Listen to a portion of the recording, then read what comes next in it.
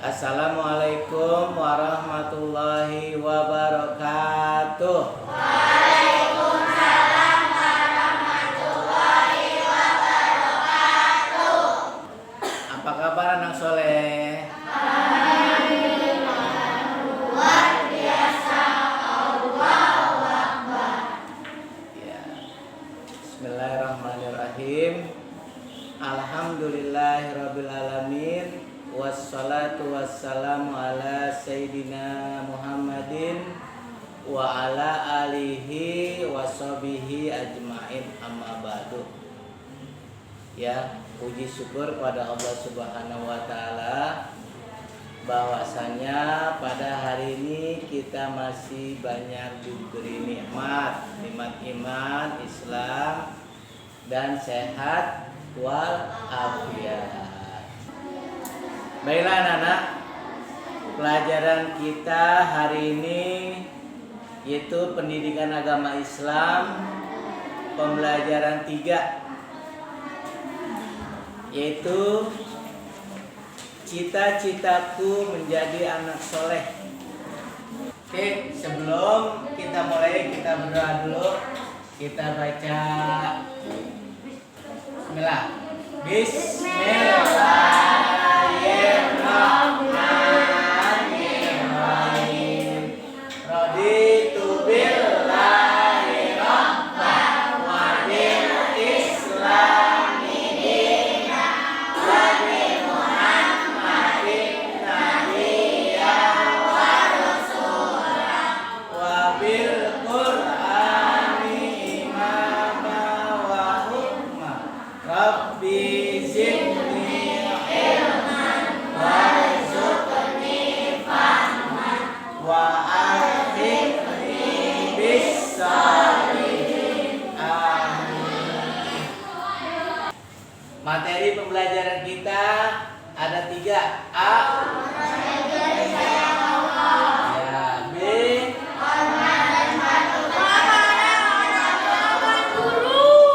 C.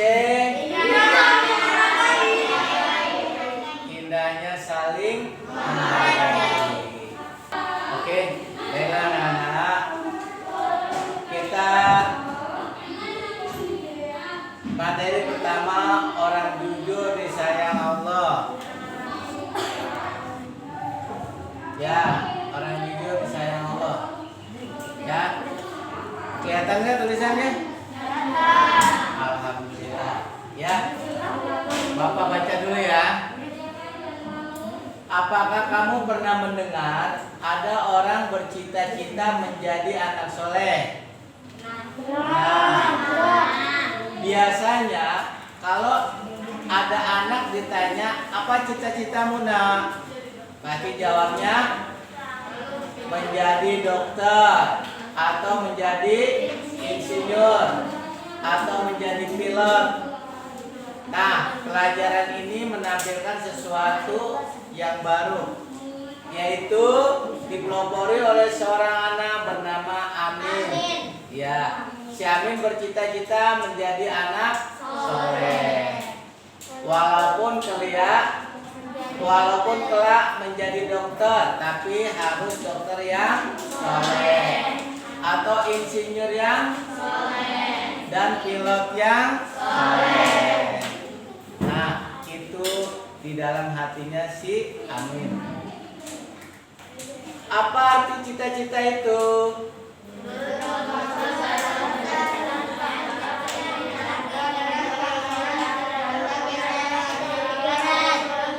Iya, menurut Kamus Besar Bahasa Indonesia, cita-cita adalah keinginan, yaitu kehendak yang selalu ada di dalam pikiran, berkeinginan sungguh-sungguh. Nah, demikianlah si Amin selalu saja berpikirannya, berkeinginan menjadi anak yang soleh. Kemudian siapa yang dinamakan anak soleh itu?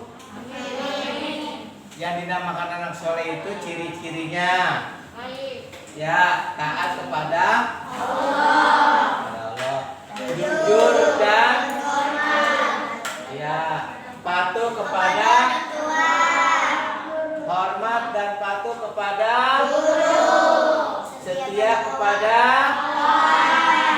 serta menghargai sama. Itu ciri-ciri anak yang soleh. Itu ciri-ciri anak soleh. Lanjut. Nah, ini materi kita, orang jujur disayang Allah. Apa kamu ingin disayang Allah? Ya. Apakah kamu ingin disayang Allah Subhanahu wa taala? Tentu saja ya. Ya, tentu saja. Pertama, jujur kepada Allah Subhanahu wa taala, ciri-cirinya yaitu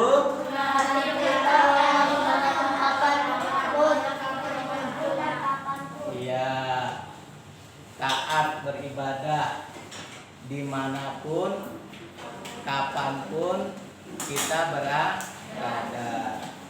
Ini gambar 3.2. Sedang apa ini? Sedang belajar, sedang ujian. Ya, sedang ulangan. Berarti tidak boleh nyontek. Ada Pak Guru itu. Ya. Nah, di sini gambar berapa nih? Sedang apa? Sholat.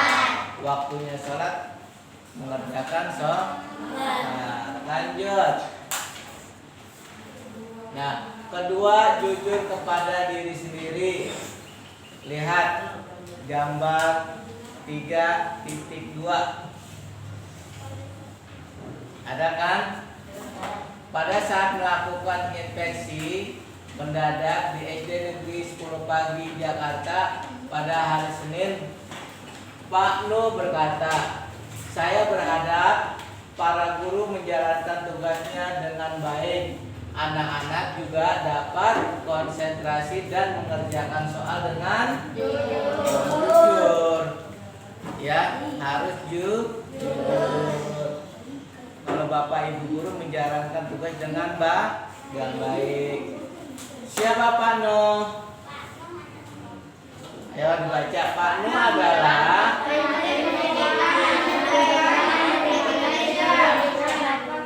ya, Pak Nu berharap sikap jujur harus dibiasakan karena kejujuran dapat meningkatkan prestasi dan percaya diri. Bagaimana dengan ketidakjujuran?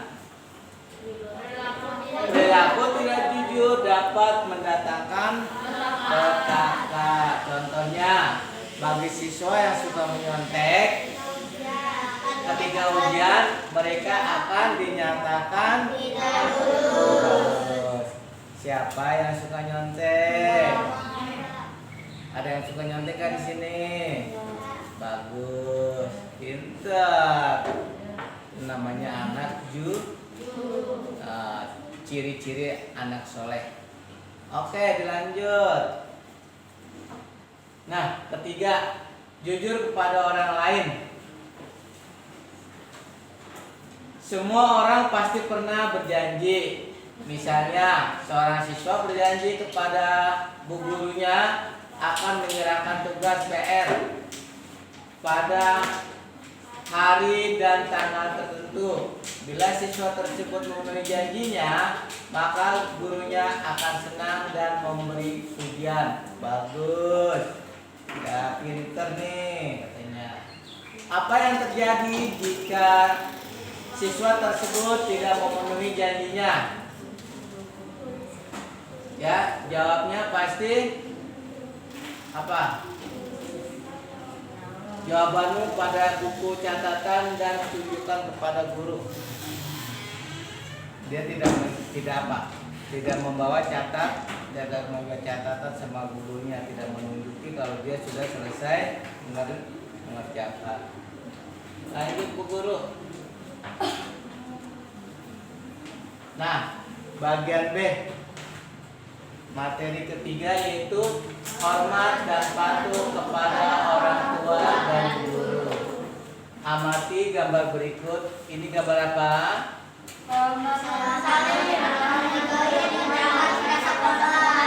Iya, mau berangkat sekolah, memberi memberi salam, cium tangan sama ibunya.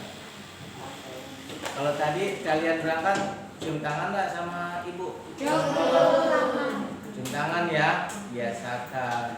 Nah, ini gambar apa yang 3.5?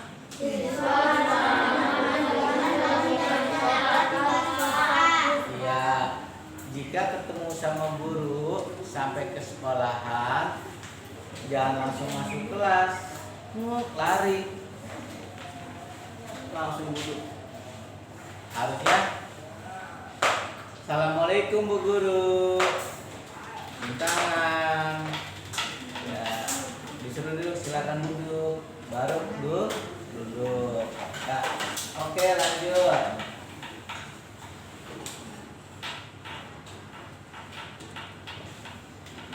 Mana nih ya? 1. Hormat dan patuh kepada orang tua.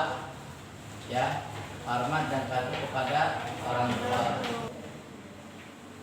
Baiklah Nana, mengapa kita harus hormat dan patuh kepada orang tua?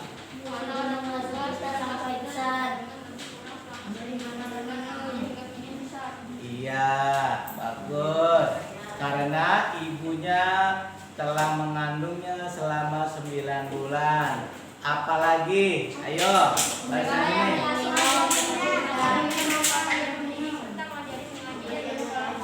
Iya, ibunya telah mendidik anaknya, mengajar ngaji, memberi makan, ya, dan selalu berdoa kepada anaknya. Semoga anaknya telah menjadi anak yang soleh atau soleha. Bagaimana peran ayah? Mencari nafkah, pintar. Terus apa lagi? Ya, mencari nafkah untuk membiayai anak-anaknya sekolah, makan, ya, sampai besar. Nah, itulah harapan orang tua, ya, kedua orang tua. Oke, hormat dan patuh kepada guru. Amati gambar berikut. Coba dilihat, sedang apa ini? Gotong royong, kerja bakti, ya, membersihkan jalan, membersihkan jalan, ya, di sekitar sekolah. Ini ada ibu-ibu, ini ada hutannya nih, hutan apa namanya? Amazon. Iya, hutan Amazon. Ini hutan bambu. Nah, beliau anak-anak sedang lanjut.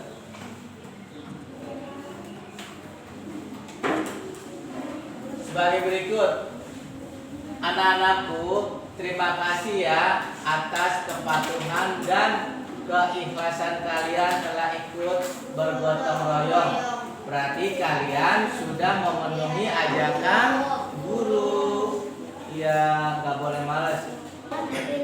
Nih, contoh-contoh sikap hormat kepada guru: berbicara dengan sikap santun, berbahasa yang baik dan benar, rendah hati, tidak sombong dan tidak merasa lebih pintar. Kalau mau bicara sama guru, permisi dulu, Bu. Saya mau nanya, apakah mengerjakan ini boleh bersama-sama dengan teman? Harus dengan nada yang rendah, yang sopan. Bu Guru, saya mau nanya. Galak banget dong Bu Guru. Ya, jangan merasa paling pintar.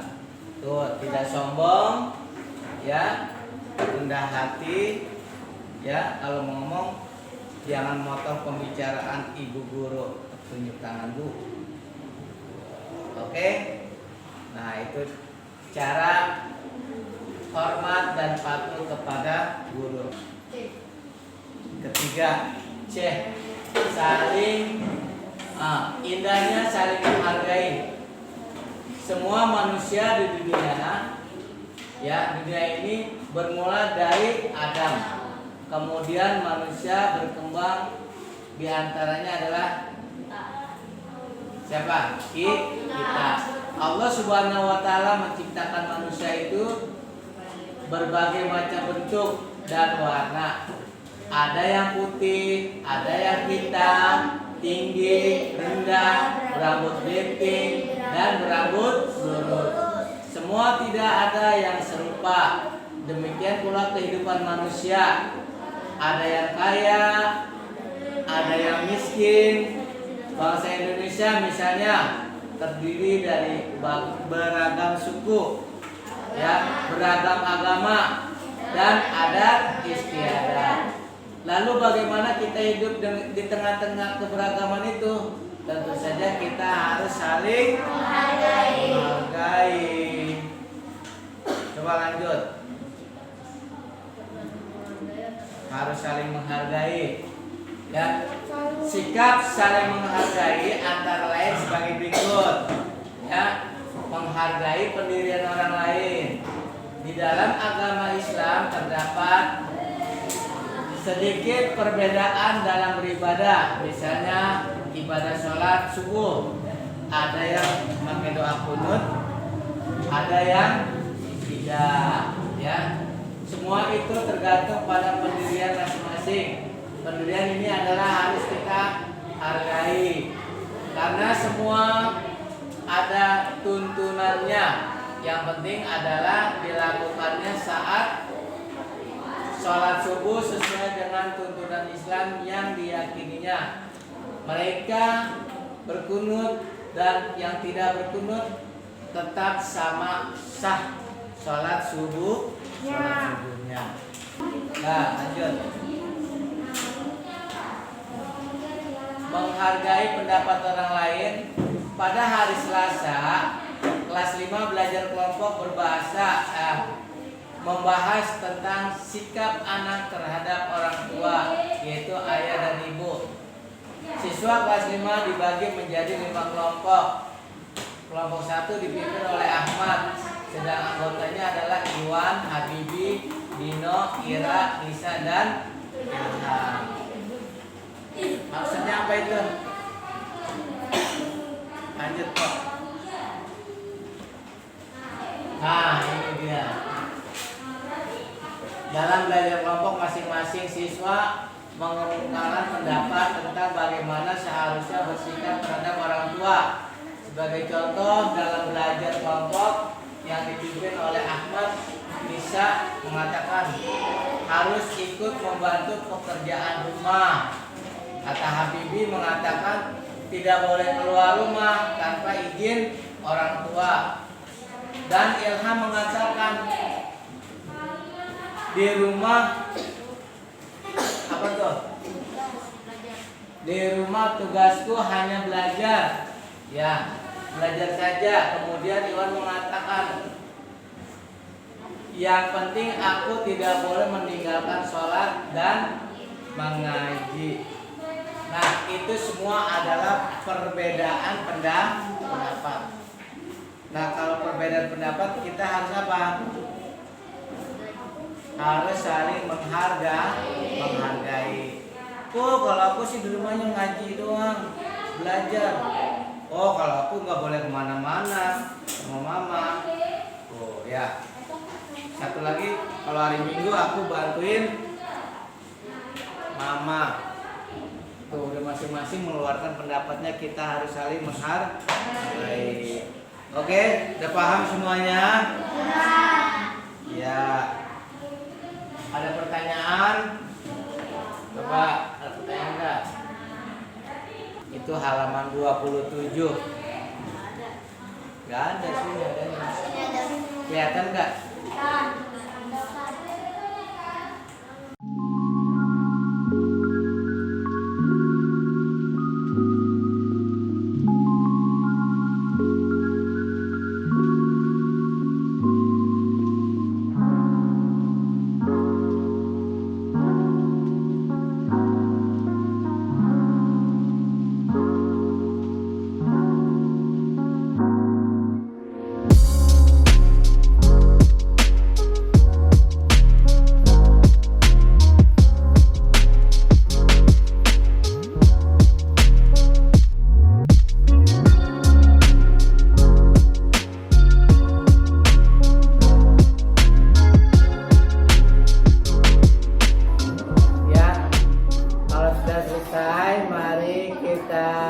baca hamdalah ya semuanya. Alhamdulillahirabbil alamin.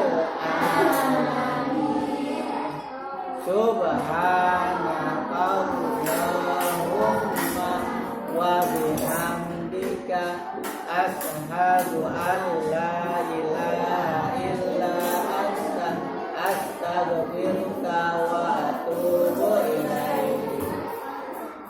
Sampai ketemu lagi minggu depan. Semoga panjang umur, sehat walafiat. Wassalamualaikum warahmatullahi wabarakatuh.